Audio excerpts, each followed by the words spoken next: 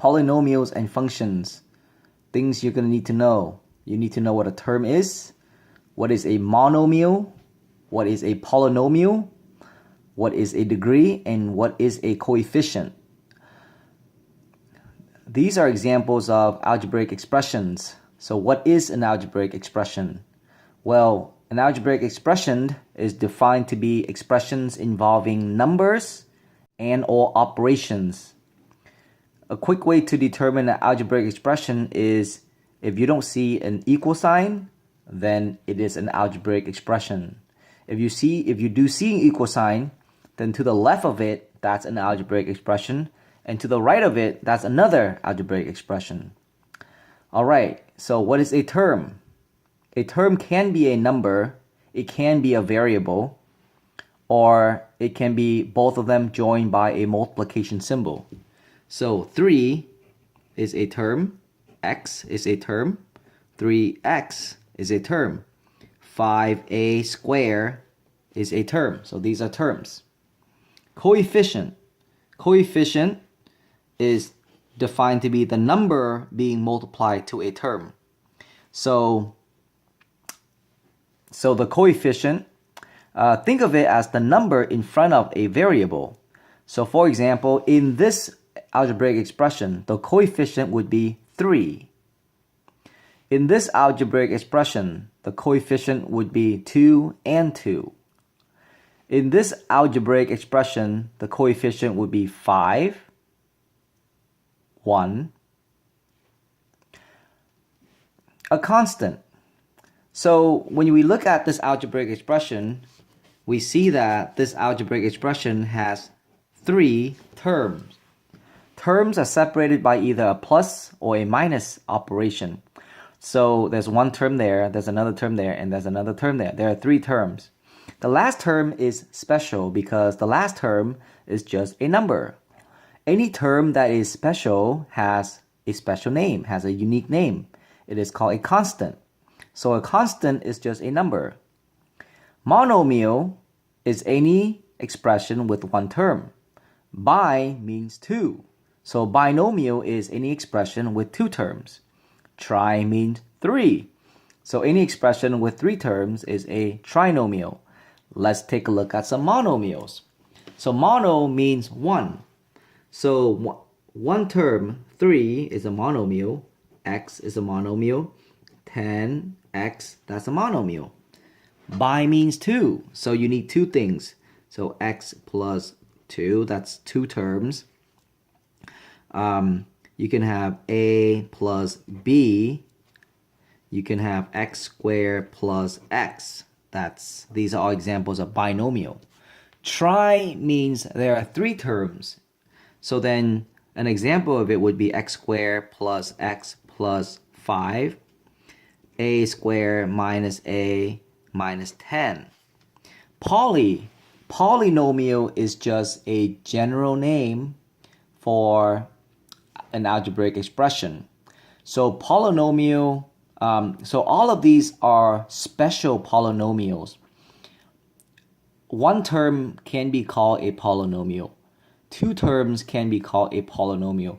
3 terms can also be called polynomials. But when they fall under that specific number of terms, then they are also special. So we classify them as monomial, binomials, and trinomials. Now remember, these names goes for the number of terms in an algebraic expression.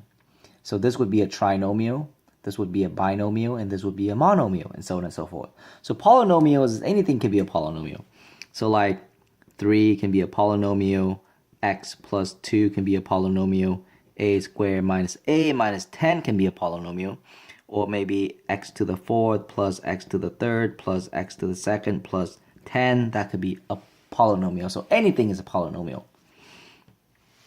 Every term has a degree. Degree of a term is a number. Think of it as the value of the exponent or the sum of the exponent. So let me give you an example. Let's say if we have a term that's 5a squared, then the degree would be 2 because the degree is the exponent. Okay, the exponent is 2, therefore the degree is 2. if you have, for example, 5x squared y to the third, then the degree of that term would be 5. Because if there are two variables, then you add the exponents together. Therefore, that's the degree. Every polynomial also has a degree. Degree of polynomial is the largest degree of all the terms. So let me give you an example. Let's say if we have this polynomial, that's 10x to the third plus 5x squared plus 1, then the degree would be 3. Because what we do is we look at the degree of each term. So the degree of the first term is 3, the degree of the second term is 2, the degree of the last term is 0, and the degree of the polynomial is the largest of all the degrees, so that's why it is 3.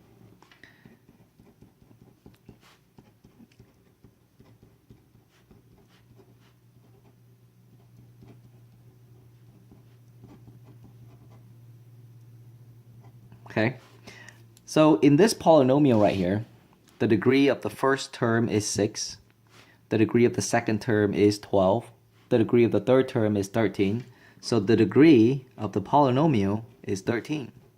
So the highest degree of all the terms are the one that we're going to keep. Labeling the polynomials by its degree.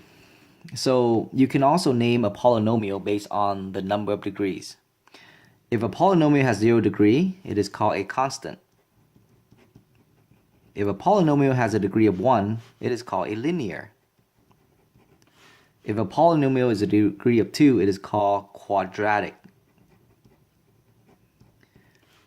If a polynomial has a degree of 3, it's called cubic. And anything that's above 3, we just call it, like, say if it's 4, we'll call it a 4th degree polynomial.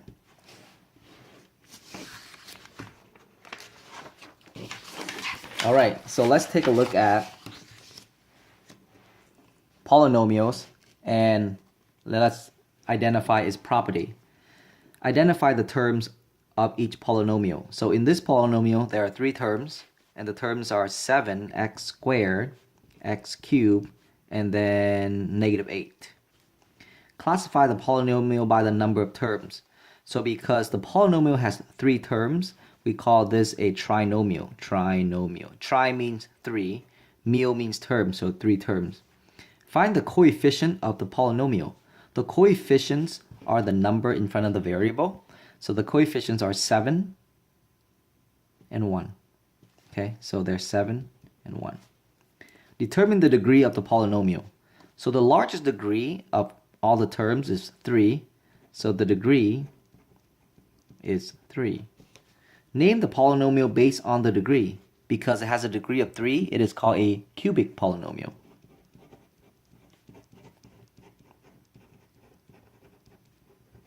Arrange the polynomial in descending order. That means that the largest one goes first, followed by the largest degree goes first, follows by the one that's smaller than that, and then the least one goes last. So if I were rearrange this polynomial, I would write x to the third because this term has the largest degree, followed by 7x squared minus 8. Okay, let's repeat the same problem.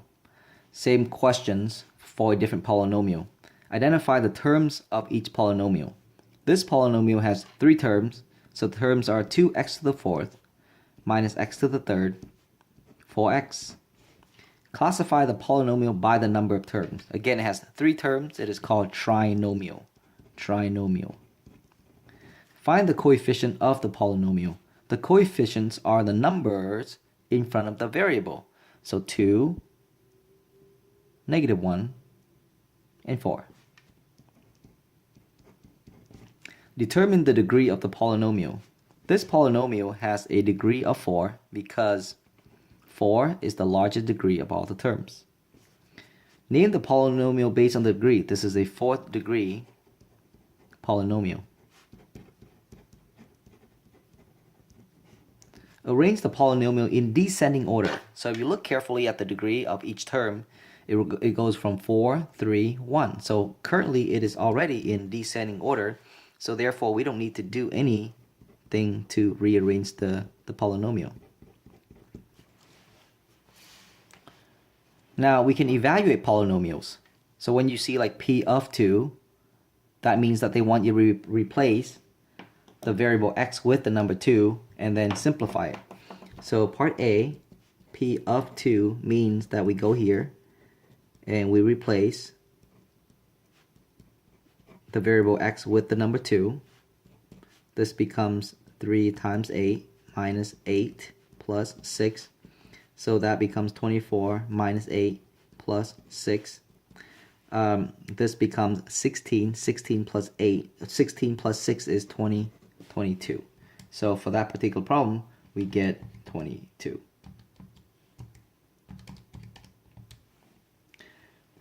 Part B, find p of negative 3. P of negative 3. Again, replace the variable x with the number negative 3.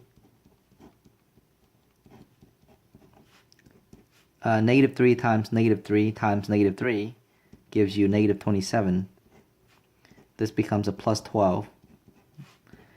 This becomes negative 81 plus 12 plus 6. So technically you have negative 81 minus 18. And that gives you negative 63. So p of negative 3 is negative 63. We can also add two polynomials together. To add two polynomials, what I do is I use the vertical method. So I put the second polynomial right below the first polynomial, and you have to match the terms up according to the degrees. So 3x to the fourth plus x cubed minus 4x squared plus 6x plus 7. That's my first polynomial. I'm going to take my second polynomial and I'm going to put it right under it. So 4x to the fourth should go here. Negative 3x to the third, negative 3x to the third, plus 2x. So there's no 2x should go under here. Minus 1. And then I add. So when you add, you only add the numbers in front of the variable. So 3 plus 4 is 7. 1 minus 3 is minus 2. And then you bring down the variable. There's nothing to complete here, so you just bring that term down. When you add these, you get 6 plus 2 is 8. And this becomes 6. So when you add them together, this is your new polynomial. Subtracting two polynomials. When you subtract two polynomials, the first thing you have to do is you have to distribute the minus sign. So here's the first polynomial. And then we distribute the minus sign. So distribute, distribute, and distribute. So basically what happens here is you change the signs inside the second polynomial. So that becomes a minus, that becomes a minus, and that becomes a plus because you're changing the sign inside. So what you do is you take the first polynomial, which is what we wrote down, but I'm going to write it down again.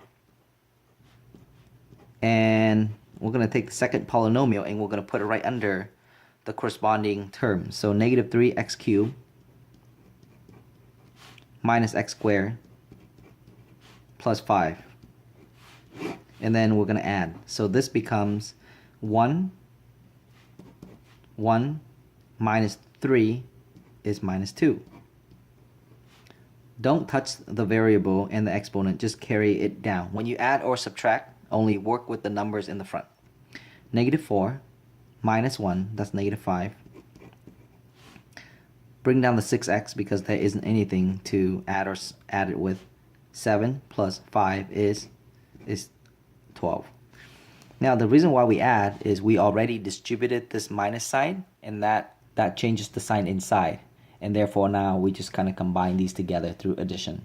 Okay, so when you add, you just bring this down and then you match it up with the corresponding terms and then you add. But when you subtract, you distribute first and then you add.